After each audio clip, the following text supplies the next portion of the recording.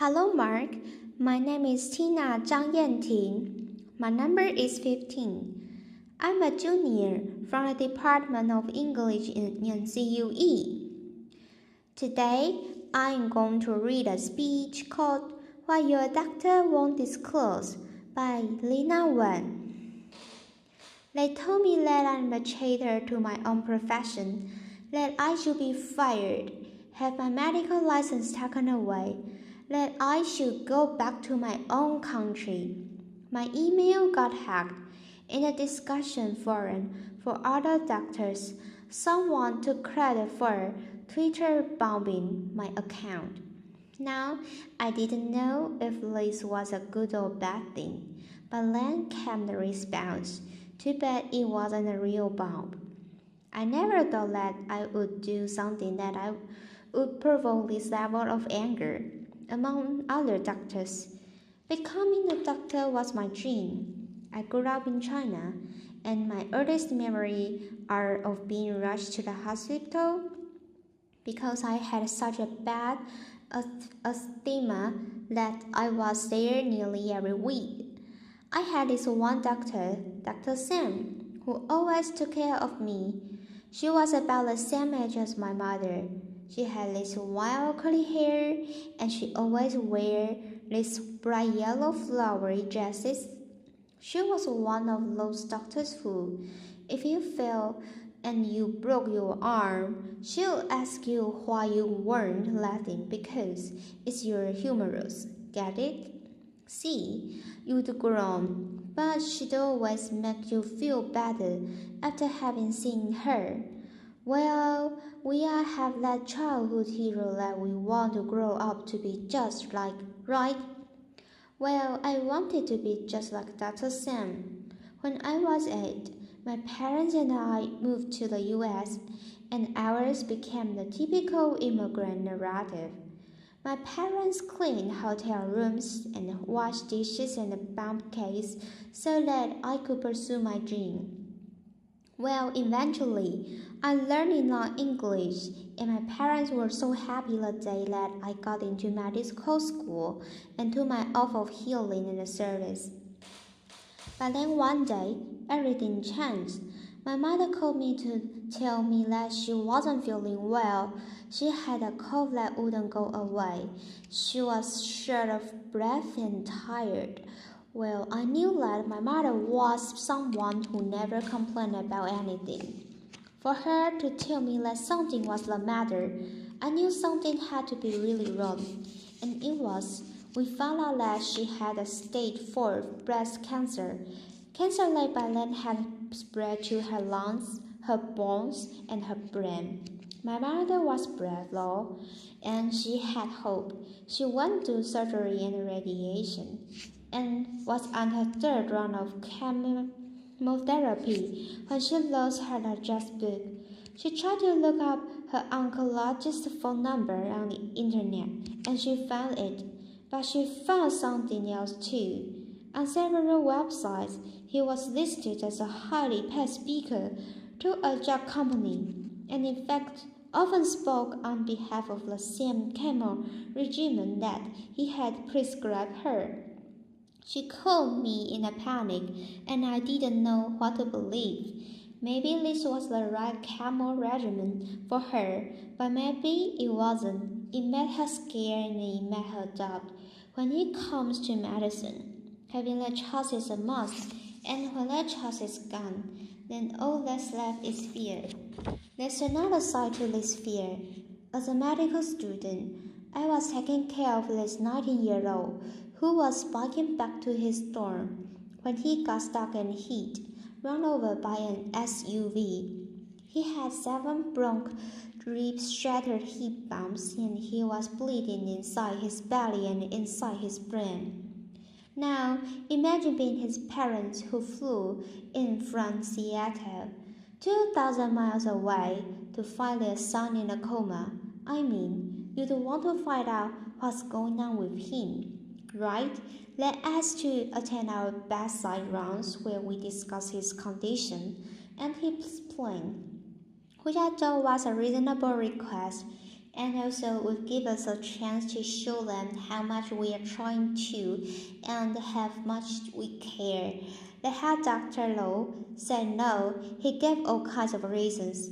Maybe they'll get in the nurse's way. Maybe they'll stop students from asking questions. He even said, "What if they see mistaken and sue us?" What I saw behind every excuse was deep fear, and what I learned was that to become a doctor, we have to put on our white coats, put up a wall, and hide behind it. There's a hidden epidemic in medicine. Of course, patients are scared when they come to the doctor.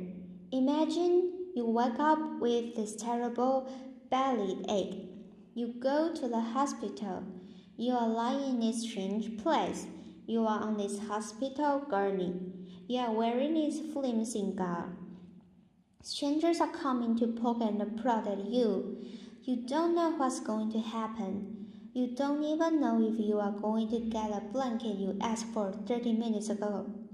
But it's not just patients who are scared. Doctors are scared too. We are scared of patients finding out who we are and what medicine is all about. And so what do? We put on our white coats and we hide behind them.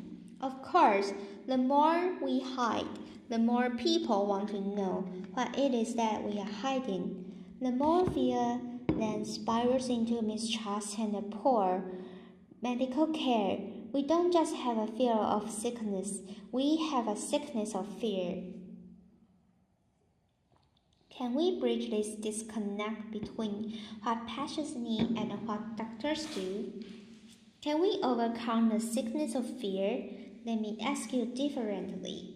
If hiding isn't an answer, what if we did the opposite?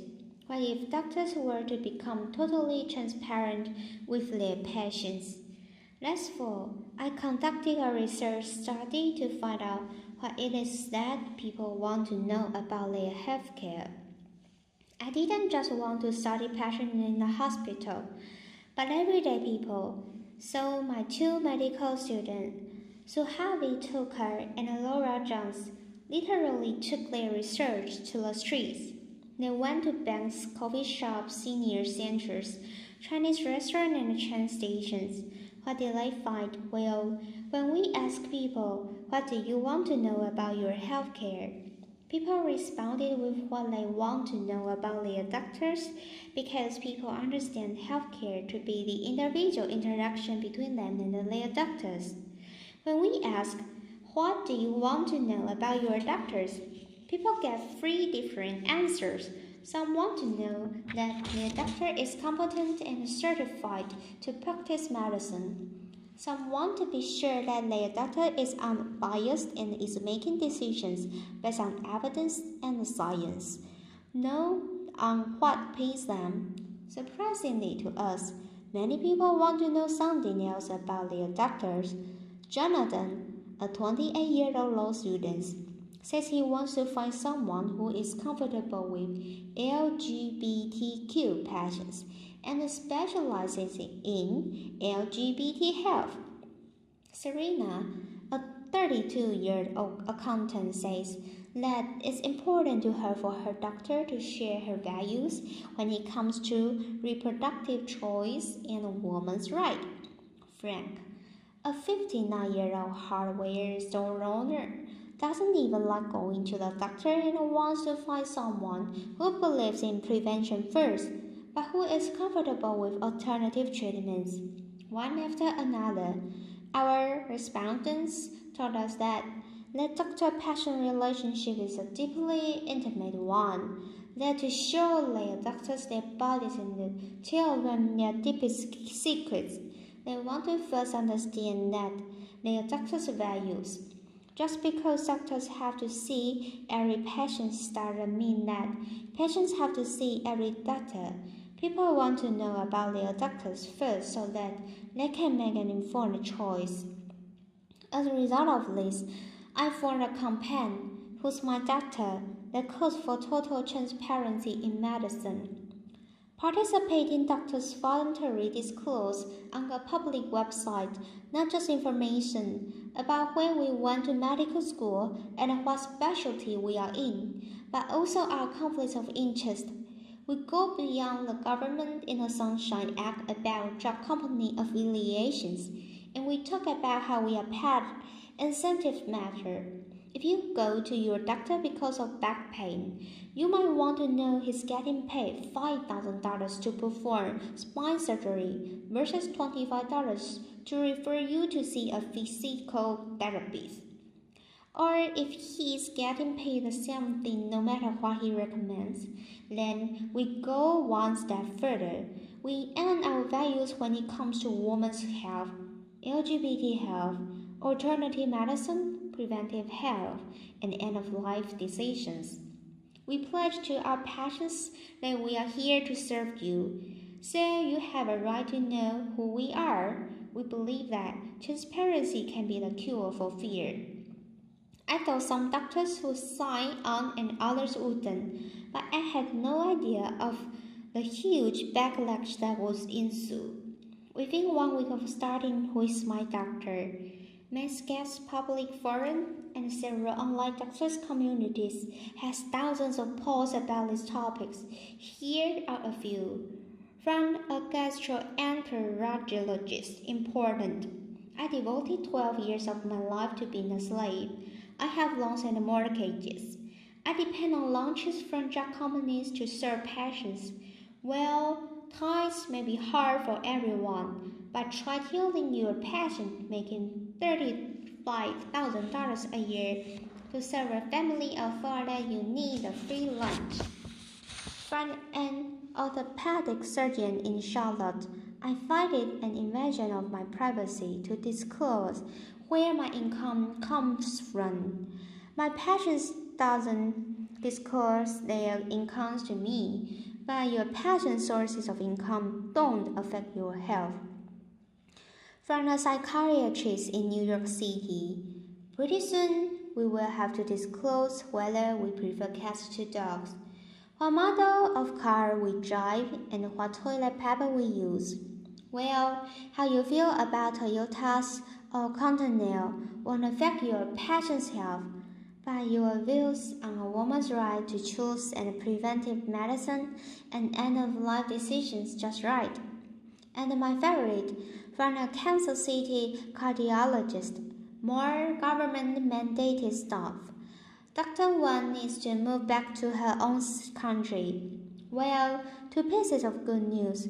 First of all, this is meant to voluntary and not mandatory. And second of all, I'm American and I'm here. Letter, applause. Within a month, my employers were getting calls asking for me to be fired. I received mail at my undisclosed home address with threats to contact the medical board to sanction me. My friends and family urged me to quit this campaign. After the bomb threat, I was done. But then I heard from patients over social media, a tweet chat, which I learned what that was by them, generated 4.3 million impressions, and thousands of people wrote to encourage me to continue. They wrote with things like, if doctors are doing something they are led ashamed of, they shouldn't be doing it. Elected officials have to disclose campaign contributions. Lawyers have to disclose conflicts of interest. Why shouldn't doctors? And finally, many people wrote and said, let us patient decide what's important when we are choosing a doctor. In our initial trial, all the 300 doctors have taken the total transparency pledge. How a crazy new idea, right? But actually, this is not that new of a concept at all. Remember Dr. Sam, my doctor in China, with the golfy jocks and the white hair? Well, she was my doctor, but she was also our neighbor who lived in the building across the street. I went to the same school as her doctor. My parents and I trusted her because we knew who she was and what she stood for, and she had no need to hide for us. Just one generation ago, this was the norm in the US as well. You knew that your family doctor was the father of two teenage boys. that he quit smoking a few years ago, that he says he's a regular churchgoer, but you see him twice a year, once at Easter and once when his mother-in-law comes to town. You knew what he was about and he had no need to hide from you, but a sickness of fear has taken over and patients suffer the consequences. I noticed firsthand my mother fought her cancer for 8 years. She was a planner and she thought a lot about how she wanted to live and how she wanted to die. Not only did she sign advance directives, she wrote a 12-page document about how she had suffered enough, how it was time for her to go. One day, when I was a resident physician, I got a call to say that she was in the intensive care unit. By the time I got there, she was about to be intubated and put on a breathing machine. But this is not what she wants, I said, and we have documents. The ICU doctor looked at me in the eye, pointed at my 16-year-old sister and said, "Do you remember when you were that age? How would you have liked to grow up without your mother?" Her oncologist was there too and said, "This is your mother. Can you really fence yourself for the rest of your life if you don't do anything for her?" I knew my mother so well. I understood what her directives meant so well. But I was a physician. That was the single hardest decision I ever made, to let her die in peace, and I carry those words of those doctors with me every single day. We can bridge the disconnect between what doctors do and what patients need. We can get there because we've been there before, and we know that transparency gets us to that trust. Research has shown us that openness also helps doctors, that having open medical records, being willing to talk about medical errors, will increase patient trust, improve health outcomes, and reduce malpractice. That openness, that trust is only going to be more important as we move from the infections to the behavioral model of disease. Bacteria may not care so much about trust and intimacy. But for people to tackle the hard lifestyle choices, to address issues like smoking cessation, blood pressure management, and diabetes control, well, that requires us to establish trust. Here's what all the transparent doctors have said. Brandon comes an interest in Denver. This was brought me closer to my passions, the type of relationship I've developed. That's why I entered medicine. Aaron Stupel, an internist in Denver. I tell my patients that I'm totally open with them. I don't hide anything from them. This is me. Now tell me about you. We are in this together. May Nguyen, a family physician in Houston. My colleagues are astounded by what I'm doing. They ask me how I could be so brave. I said, I'm not being brave, it's my job. I leave you today with a final thought. Being totally transparent is scary. You feel naked, exposed, and vulnerable. But that vulnerability, the humility, it can be an extraordinary benefit to the practice of medicine. When doctors are willing to step off our pedestals, take off our white coats, and show our patients who we are and what medicine is all about, that's when we begin to overcome the sickness of fear. That's when we establish trust. That's when we change the paradigm of medicine from one of secrecy and hiding to one that is fully open and engaged for our patients. Thank you. Applause.